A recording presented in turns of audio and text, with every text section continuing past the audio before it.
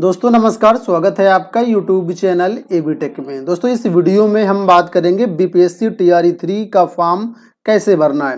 बिल्कुल शुरुआत से अंत तक पूरा स्टेप बाय स्टेप प्रोसेस यहाँ पर दिखाएंगे, तो इस वीडियो को अंत तक देखिएगा। सबसे पहले देखिए, बीपीएससी की वेबसाइट पर आपको आना है। यहाँ पर अप्लाई ऑनलाइन का लिंक मिलेगा, आपके सामने ये पेज ओपन हो जाएगा। अब यहाँ पर देखेंगे तो 10 फरवरी से आवेदन प्रारंभ है, 23 फरवरी तक इसमें आप फॉर्म भर सकते हैं। और यहाँ पर सबसे लास्ट में देखिए आपको लिंक मिलेगा अप्लाई ऑनलाइन का, आपको यहीं पर क्लिक कर देना है। ठीक है, इस पेज पर आने के लिए डायरेक्ट governmentjobcenter.com का लिंक डिस्क्रिप्शन बॉक्स में दिया है, क्लिक करके आप यहाँ पर आ सकते हैं। कभी भी कोई भी फॉर्म भरना हो तो जो ट्रस्टेड वेबसाइट है governmentjobcenter.com, इसी पर आइएगा। लेटेस्ट जॉब के सेक्शन में आपको लिंक मिल जाएगा ऑनलाइन आवेदन करने के लिए। ठीक है, अब देखिए हमारे पास यहाँ पर फॉर्म ओपन हो चुका है। अब यहाँ पर ध्यान से आपको सारी चीज़ों को समझना है इसको भरने के लिए। ठीक है, तो यहाँ पर सबसे पहले देखिए पूछा कैंडिडेट फर्स्ट नेम, तो यहाँ पर आपको अपना फर्स्ट नेम डाल देना है मार्कशीट के अनुसार। हाई स्कूल की मार्कशीट के अनुसार ही सारी चीज़ें भरी जाएंगी। यहाँ पर कुमारी, मिस्टर ये वर्ड यूज नहीं करने, जो आपका नाम है वही डालना है।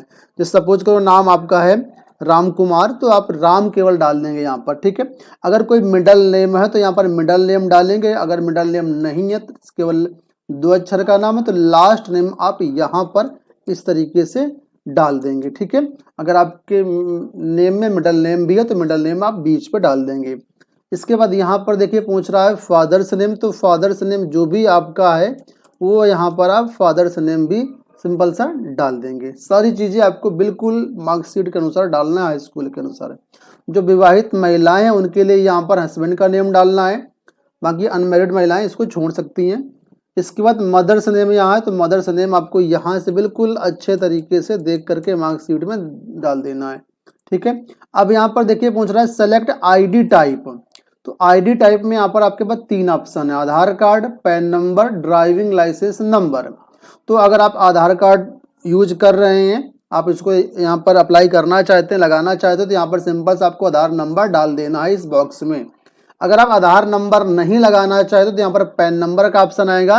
लेकिन अगर आप पैन नंबर लगाते हैं या ड्राइविंग लाइसेंस लगाते हैं तो 200 रुपये आपको यहाँ पर एक्स्ट्रा चार्ज लगेगा, तो ये बात ध्यान दे लेना। ठीक है, ड्राइविंग लाइसेंस के केस में भी यहाँ पर 200 रुपये एक्स्ट्रा आपको लगेगा। आधार नंबर में सिंपल सा यहाँ पर आपको आधार नंबर डाल देना, जो भी आपका नंबर है। इसके बाद यहाँ पर अपलोड आधार पीडीएफ, तो यहाँ पर आपको आधार की पीडीएफ अपलोड करना है। ठीक है, पीडीएफ में आप ये ध्यान देना जो ई आधार होता है उस ई आधार में पासवर्ड लगा होता है, तो पासवर्ड को रिमूव करके ही यहाँ पर आपको अपलोड करना है। या सिंपल सा आपके पास आधार कार्ड है तो उसका आप स्कैन करके पीडीएफ बना लीजिए, वो भी आपका चल जाएगा। तो दोनों केस में आप कर सकते हैं।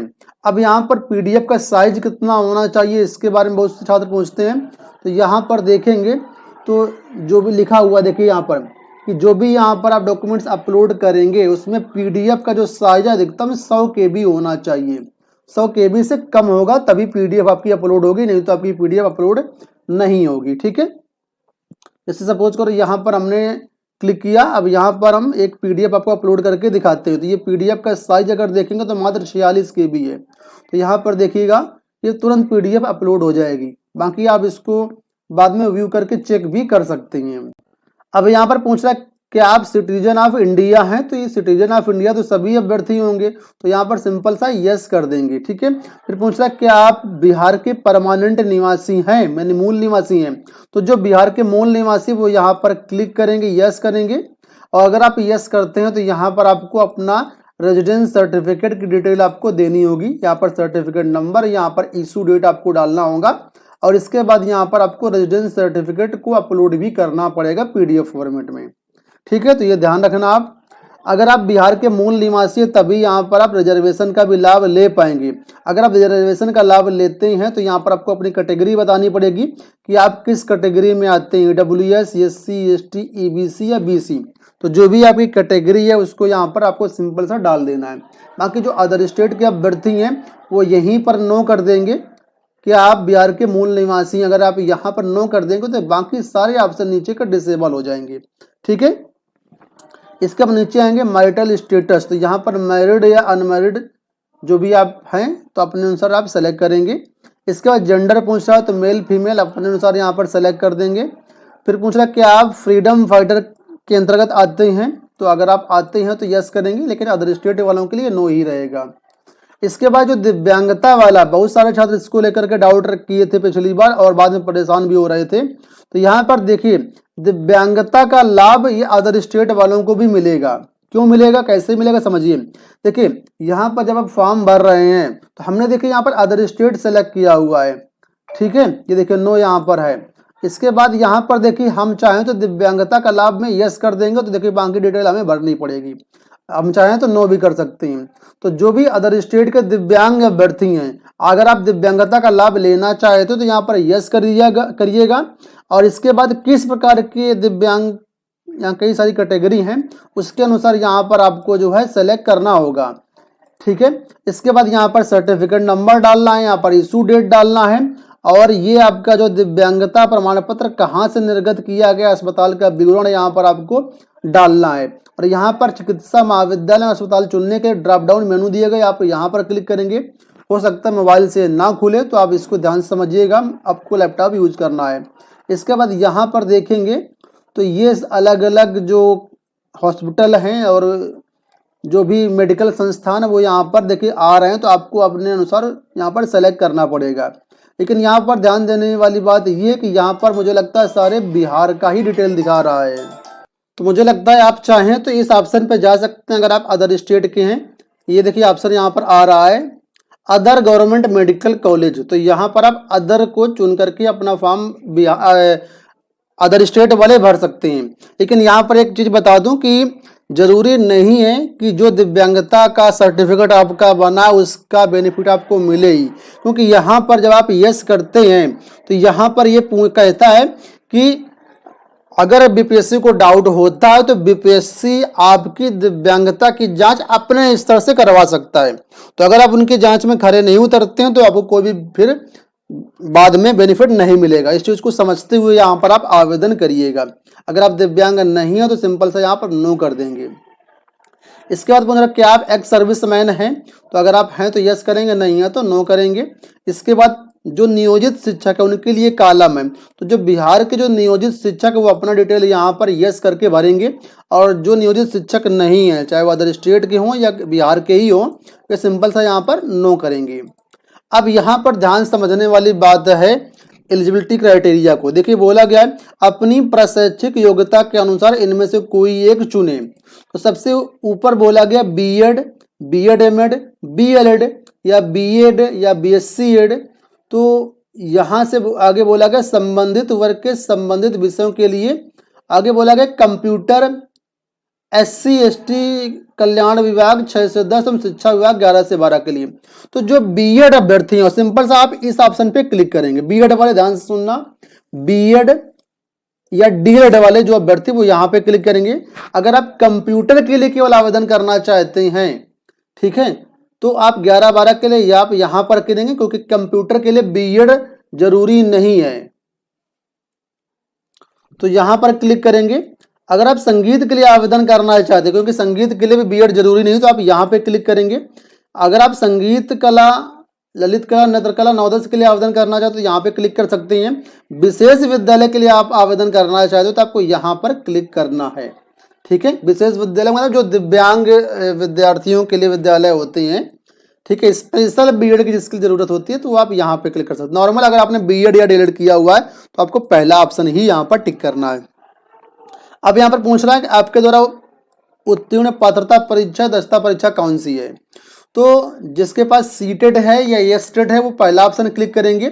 जो नियोजित शिक्षक हैं वो दक्षता परीक्षा वाला अपना क्लिक करेंगे। तो यहाँ पर हमने पात्रता परीक्षा दक्षता परीक्षा वाले पे क्लिक किया है। जो नॉर्मल फ्रेश अभ्यर्थी वो इसी पे जाएंगे, ठीक है। अब यहाँ पर ऊपर एक बार फिर से चुन लेते हैं। देखिए अब पूछ रहा है कि आपके पास इसमें क्या है।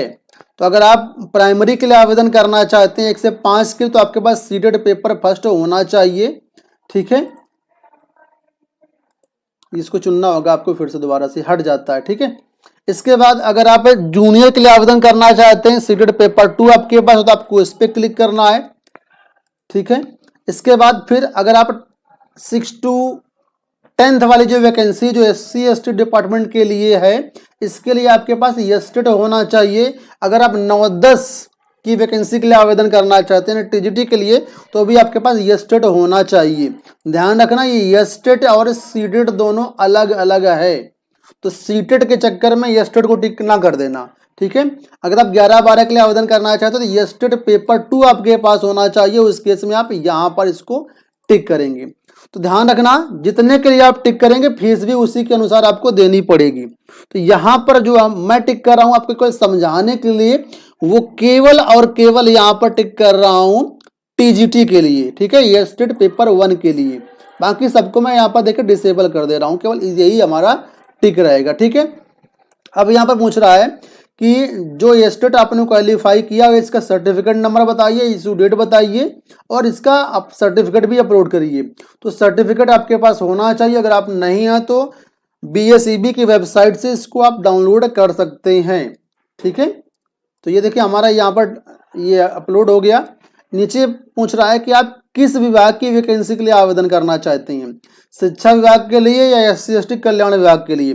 तो अगर आप एलिजिबल हैं तो आप दोनों पे टिक कर सकते हैं। यहाँ पर एलिजिबिलिटी क्राइटेरिया पहले देख लीजिएगा, नोटिफिकेशन में क्या मांगा गया है उसके अनुसार ही आप आवेदन करिएगा। एलिजिबिलिटी क्राइटेरिया समझने के लिए आपको लिंक वीडियो के डिस्क्रिप्शन बॉक्स में मिल जाएंगे, मैंने डिटेल समझाया हुआ है, ठीक है। तो यहाँ पर मैंने दोनों टिक कर दिया है। अब यहाँ पर पूछ रहा है लैंग्वेज क्वालिफाइंग पार्ट फर्स्ट। तो यहाँ पर ध्यान देना कि आपको कौन सी लैंग्वेज लेना है।